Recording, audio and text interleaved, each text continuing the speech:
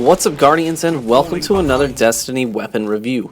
In this video, we're going to be taking a look at the Jewel of Osiris, the legendary hand cannon earned only through competing in the trials. I managed to get my hands on an adept version that does solar damage, and I have to say that I'm really enjoying using this hand cannon for a lot of different reasons. So let's start breaking the weapon down, look at some of its base stats and skills, and go from there. So here's the hand cannon. As far as sights are concerned, you've got steady hand, you've got quick draw, and sure shot, which is really the only one I can recommend using because of the additional target acquisition. Then you have Icarus, and some people aren't too sold on Icarus. I definitely am.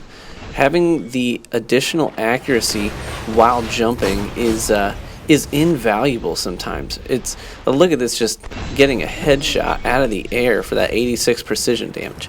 That's fantastic. And then moving on to the middle tree, you've got Snapshot, Flared Magwell, and Perfect Balance. I recommend highly rolling with Perfect Balance so that you can get successive shots in without worrying too much about the recoil. It pulls slightly up to the right, but it's really not too bad once you've upgraded the weapon.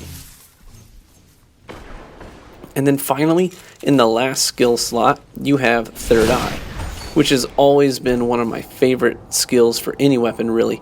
Being able to have that additional situational awareness can certainly come in handy all the time. Being able to ADS and train on the target, and then also being aware of when someone is flanking you without having to pull out of your sights can save your life on more than one occasion in a match. So I find myself relying on Third Eye pretty consistently. Now this weapon will do 86 damage to the head, and it'll do 57 damage to the body. I found that I liked coupling this weapon with throwing knives. It worked out best, I think, on my hunter, although I did spend a lot of time using it on my warlock as well. Now, as far as the weapon's performance is concerned, there's really nothing about this weapon, no one thing that is absolutely incredible, but the greatness of this weapon lies in the sum of all of its parts. So all the skills, all the abilities, and the base stats in this gun all work together to make this an incredible PvP weapon.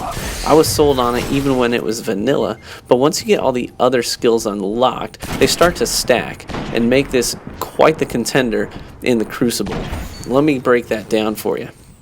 So basically, if we start breaking this down, let's talk first and foremost about the combination of the rate of fire and the impact.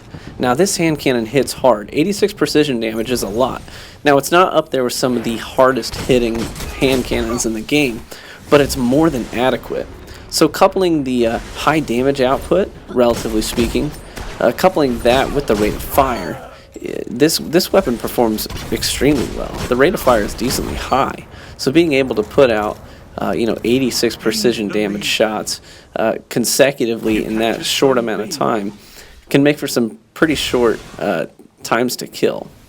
All this is to say, if you're landing your shots, then you're going to be dropping targets really, really quickly, like that there. So now, speaking of if you're landing all your shots, if we start looking at the other skills of the weapon, first and foremost, you have the sure shot sight for this weapon. Now that's going to give you bonus target acquisition. Now, the target acquisition on this weapon already is really high, even when it's vanilla. The aim assist is pretty high for this weapon.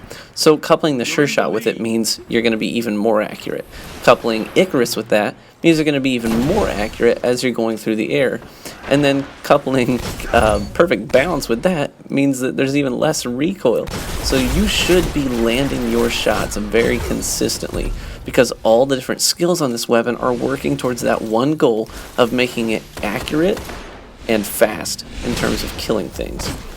So I found that this weapon was more than adequate in the control playlist. It kept up with the high mob sizes, the reload speed is pretty good, the time to kill is really high, it has 9 rounds in the magazine, so I was able to keep up with all the numbers of enemies that were around me. So how does this hand cannon rate? Well, I suppose on a scale of 1 to 10, I would say that this hand cannon comes in about, for my taste, an 8.5. If we're reserving 10 for Thorn in the Last Word, and then we're reserving 9 for a Hawk Moon, I would say that this is just outside the realm of exotic. So I highly recommend getting your hands on this weapon and using it. I hope that this review has been helpful, and now you know what to expect when using the weapon, and you know whether or not it's worth your time. Thanks for stopping by, guys. Feel free to subscribe to my channel, but only if you found the content informative and helpful.